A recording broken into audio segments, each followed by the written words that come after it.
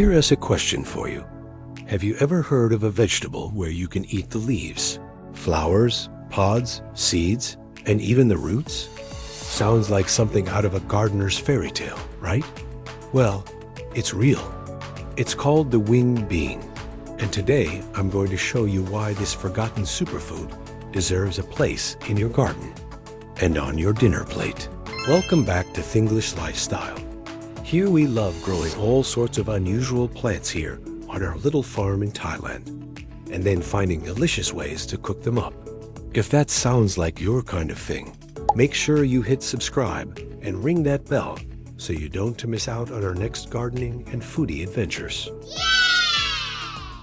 So, what exactly is a winged bean?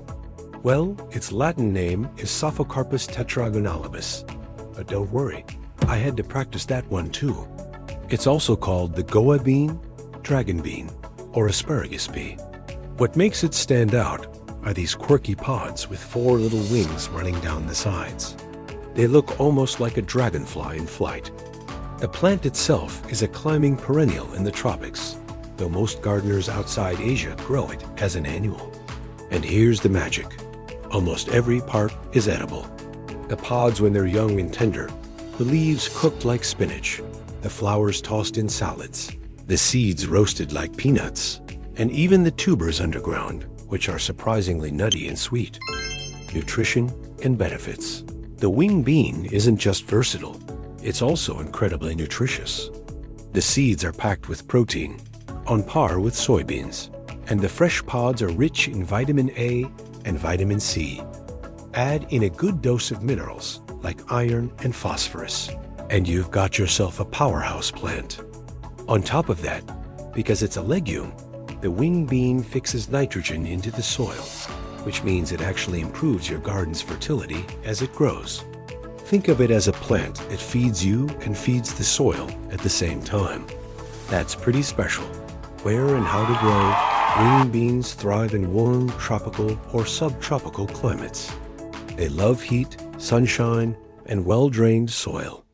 If you're gardening in the UK or cooler parts of the US, don't worry. You can still give them a go in a greenhouse or polytunnel. One thing to know though, many winged bean varieties are sensitive to day length. They'll only start to flower when the days are shorter than 12 hours. But good news, there are newer day-neutral varieties around, so keep an eye out when you're buying seeds. Planting. Right, let's get them in the ground. The seeds can be a bit stubborn to sprout, so here's a tip. Nick the seed coat with a nail file or soak them overnight in warm water before planting. Pop them about 2 centimeters deep in well-prepared soil and space them out so each vine has room to climb. And climbing is what they love to do. So set up a trellis, some bamboo poles, or even run wires between posts. Get the support in place early, because once the vines take off, they can grow 2 to 3 meters tall in no time. Care and maintenance. Water them regularly, especially while they're getting established, but don't let the soil sit soggy. Winged beans hate wet feet. Keep weeds down in the first few weeks, and if you can, use a rhizobium inoculant on the seeds to help them fix nitrogen even better. As the plants grow, you'll see lovely pale blue to violet flowers appear. They're self-pollinating, but bees and other insects will give them a hand. Just remember, if you're not getting pods, it might be the day length rather than anything you're doing wrong. Harvesting.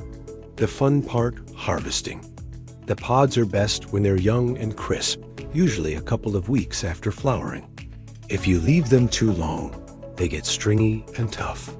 Just snip or twist them off, and more will grow. You can also pick the tender young leaves and use them like spinach. Gather the flowers for salads, or if you're patient, dig up the plant at the end of the season to enjoy the tubers. The seeds take a bit more effort. They need soaking and long cooking, but they're worth trying. Cooking and eating. Now, what can you actually do with winged beans in the kitchen? Honestly, loads. The classic is a quick garlic stir fry. Slice the pods diagonally. Heat a pan with a little oil and garlic. Toss in the beans, splash of soy, and cook just 2 or 3 minutes until bright green and tender crisp. You can steam them, throw them into curries, add them to soups, or even enjoy them raw in salads if picked young enough. The flowers make a colorful garnish, and in some cultures, they're used to tint rice or desserts. As for the tubers, they've got a nutty flavor, a bit like jicama. Peel, slice, and eat raw in salads, or roast them for a sweet, earthy treat. Why grow wing beans? So, why bother with wing beans? Well, for me, it's 3 things. First, they're ridiculously productive once established. Second, they're a true nose-to-tail vegetable, nothing wasted. And third, there's something a bit different, a talking point when friends come over for dinner. Plus, let's face it, part of the fun of gardening is growing things you can easily find in the supermarket. So there you have it, the wing bean. A forgotten superfood, easy to grow, full of nutrition, and delicious in the kitchen. Have you grown wing beans before, or are you tempted to give them a try? Let me know in the comments below. I'd love to hear your experiences. And if you found this video helpful, do me a favor. Hit that like button, subscribe to the channel, and ring the bell so you'll be the first to see our next growing guide here on Thinglish Lifestyle. Until then, happy gardening and happy eating.